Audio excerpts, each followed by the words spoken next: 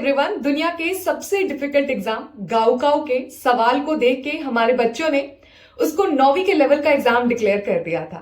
1.5 crore Chinese बच्चे appear होते हैं टॉप यूनिवर्सिटीज में। बस 10,000 सीटें हैं, यानी कि हमारे आईआईटी जेई और यूपीएससी से 10 गुना ज्यादा डिफिकल्ट।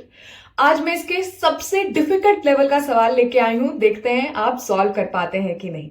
सबसे पहले हम इसको एक वैल्यू k के बराबर ले लेते हैं ताकि हम सेम फॉर्म में रिप्रेजेंट कर सकें और हमारे लिए इजियर हो। तो जैसे अगर मैं पहला दिखाऊं तो 2 प्लस log बेस 2x की वैल्यू k है, तो यहाँ से हमारा x क्या हो जाएगा 2 की पावर k माइनस 2।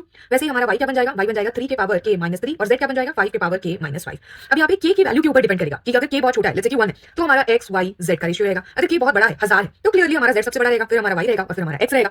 अब इसे बताना है कि कौन सा रिलेशन बिल्कुल भी पॉसिबल नहीं है, उसके लिए हम ग्राफिकली देखेंगे, उसमें हमारा इजियर हो जाता है। तो लेट्स से कि ये हमारा 1 है जो टोटल वैल्यू है इक्वेशन की, और ये हमारा k का ग्राफ है। तो अगर हम x को ड्रॉ करना चाहें तो यहाँ पे जब k हमारा 2 होगा उसके पहले ये 1 से छोटा रहेगा, और जैसे ही k की वैल्यू 2 हो जाएगी तो ये फिर एक्सपोनेंशियली यहाँ पे इंक्रीज कर जाएगा। ठीक है, फिर आते हैं y पे। y क्या है, इस जब तक 3 पे नहीं रीच करेगा तब तक y इससे भी छोटा रहेगा, लेकिन जैसे ही 3 पे रीच करेगा वैसे ही इसकी वैल्यू बढ़ेगी और फिर ये जल्दी से इसको क्रॉस कर जाएगा। ठीक है, फिर आते हैं हम अपने लास्ट के ऊपर में। ये हमारा 5 है, तो हमारा z की वैल्यू इनसे भी छोटी रहेगी, लेकिन जैसे ही ये 5 पे पहुंचेगा उसके बाद ऐसा ग्रोथ करेगा कि ये जल्दी इनको क्रॉस कर जाएगा।